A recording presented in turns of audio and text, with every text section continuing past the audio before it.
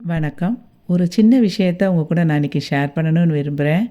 ரொம்ப வருஷத்துக்கு முன்னகிட்டி நான் ஜாதகம் பார்க்க போயிருந்தோம் எங்க ஃபேமிலியோட.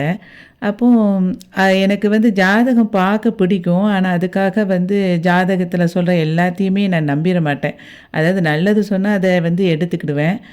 ரொம்ப தேவையில்லாத விஷயங்கள், மனசு கஷ்டப்படுற மாரி எதுவாவது சொன்னா கூட, அத அப்படியே விட்டுருவேன். அதையே மைண்ட்ல போட்டு அப்படியே ஓட்டிக்கிட்டே இருக்க மாட்டேன்.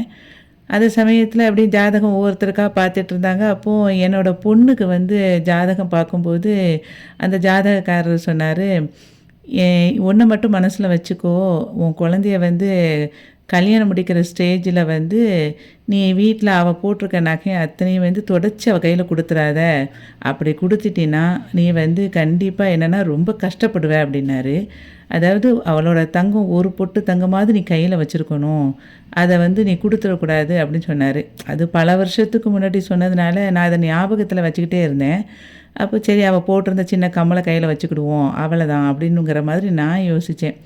நான் இந்த விஷயத்த எப்பவுமே மனசுல வச்சுக்கிட்டே இருப்பேன். ஏன்னா மறந்துறக்கூடாது. ஏன்னா நம்ம கஷ்டப்பட்டுருவோம் அப்படின்னு சொல்லும்போது, கையில வச்சுக்கிடுவோம் அப்படிங்கிற காரணத்துக்காக ஞாபகத்துல வச்சிருப்பேன்.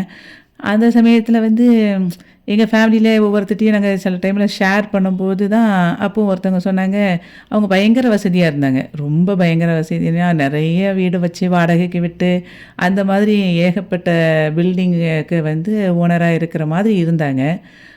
அவங்களோட பொண்ணு கல்யாணம் எப்போ முடிச்சு குடுத்தாங்களோ, அவங்க அதுக்கப்புறம் ஒரு பயங்கரமா கஷ்டப்பட்டாங்க. எல்லா வீட்டையுமே வித்துட்டாங்க.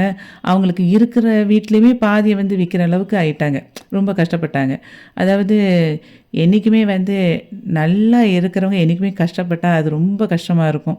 அதாவது அடிப்படையில கீழ இருக்கிறவங்க மேல வந்தா சந்தோஷமா இருக்கும். ஆனா மேல இருக்கிறவங்க என்னைக்குமே கீழ வரக்கூடாது. அப்படின்னு நான் எப்பவுமே நெனைப்பேன். அது யாரா இருந்தாலுமே அது கஷ்டம் தானே நம்மளுக்கு. அவங்க என்ன நிலைமையில இருப்பாங்க அப்படின்னு யோசிப்பேன். ரொம்ப வருஷம் கழிச்சு நாங்க இன்னொருத்தவங்க கிட்ட பேசிக்கிட்டு இருந்தேன் வரோம். அவங்க சொன்னாங்க, என் பொண்ண மேரேஜ் பண்ணும்போது இதே மாரி சொன்னாங்க. அதனால அவ கையில ஒரு மோதிரத்த போட்டிருந்தேன்.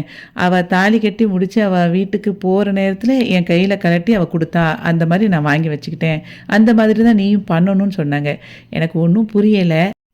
இது உண்மையா, பொய்யா அப்படிங்கிறது எனக்கு தெரியல. இது முட்டாள்தனமாவும் சிலருக்கு தோணும். அதுவும் எனக்கு புரியுது.